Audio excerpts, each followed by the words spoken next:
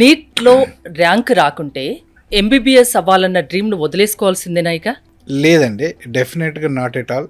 వాళ్ళకి విద్యార్థులకి మంచి ఆపర్చునిటీస్ ఉన్నాయి అబ్రాడ్‌లో. ఇండియాలో వాళ్ళకి సి కేటగిరీలో ఎళ్ళే అవకాశం ఒకటి ఉంటుంది. బి కేటగిరీకి అవకాశం ఉంటే బి కేటగిరీ, లేదంటే సి కేటగిరీలో కూడా తీసుకోవడానికి అవకాశం ఉంటుంది. బట్ అది చాలా ఎక్స్‌పెన్సివ్ మ్యాటర్ కాబట్టి వెరీ నామినల్ ఫీజుతోని ఫిలిప్పీన్స్‌లోని దవావో మెడికల్ కాలేజ్‌లో చదువుకోవచ్చండి. అక్కడ చదువుకొని వచ్చిన తర్వాత ఇక్కడ చాలా మంది విద్యార్థులు పీజీ సీట్‌ని అవలీలగా సాధించుకొని పీజీ చేస్తున్నటువంటి విద్యార్థులు కూడా ఉన్నారు. సో అన్‌డౌటెడ్‌గా ఇక్కడ సీట్ అనేటువంటి విద్యార్థులకి దవావో మెడికల్ కాలేజ్ ఫిలిప్పీన్స్ లో ఏదైతే ఉందో ఒక మంచి destination to study medical course అండి. అంటే నీట్‌లో ర్యాంక్ రాకుండా ఎంబీబీఎస్ చేయొచ్చు.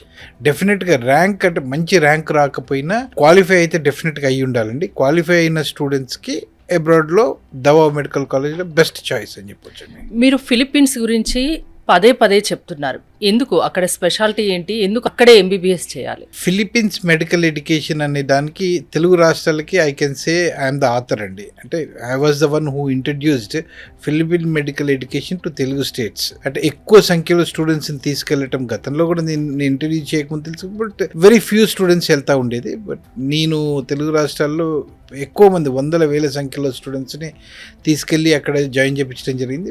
ఒక్క స్టూడెంట్ కూడా అండి, అక్కడికి వెళ్ళినటువంటి ఒక్క స్టూడెంట్ కూడా డిస్సాటిస్ఫాక్షన్ ఉండదండి.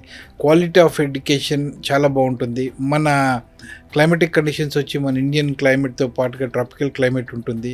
English speaking country. ఫిలిప్పీన్స్లో అడ్వాంటేజ్ ఏంటంటే క్లినికల్ బేస్డ్ ఎడ్యుకేషన్ ఉంటుంది. వాళ్ళకి ఎక్కువ దే ఆర్ ఇంటూ హాస్పిటల్ రొటేషన్స్లో ఎక్కువ ఉంటారు. అంటే ఫర్ ఎగ్జాంపుల్ తీసుకుంటే గైనకాలజీ డిపార్ట్మెంట్ని certain number of delivery students చేయాల్సి ఉంటుంది. 18 డెలివరీస్ ఎన్నో ఉంటాయండి.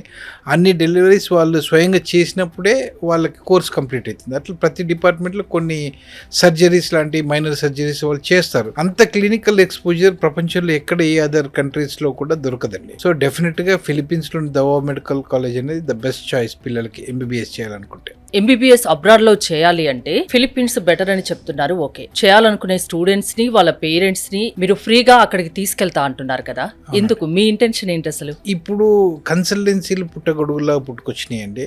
నవ్ డేస్ ఎవరు పడితే వాళ్ళు కన్సల్టెన్సీ ఓపెన్ చేసి స్టూడెంట్స్ ని అంటే మిస్గైడ్ చేయడం జరుగుతుంది. ఆ మిస్గైడ్ చేసే ప్రాసెస్లో ఏమవుతుందంటే పిల్లలు కానీ తల్లిదండ్రులు కానీ వాళ్ళ మాటలకు అట్రాక్ట్ అయ్యే అవకాశం ఉంటుంది. సో మేమేం చేస్తున్నామంటే మేము ఏది చెప్పేదానికంటే మేము ఏదైతే చెప్తున్నామో బ్రోచర్స్లో అది తీసుకెళ్ళి చూపించి అవును ఎంత బాగుంది అని వాళ్ళు కన్విన్స్ అయిన తర్వాతనే we are asking them to take admission. So ఇలా ఎవరు చేయలేరు, అసలు ఎవరు ఎక్కడా ఉండదు.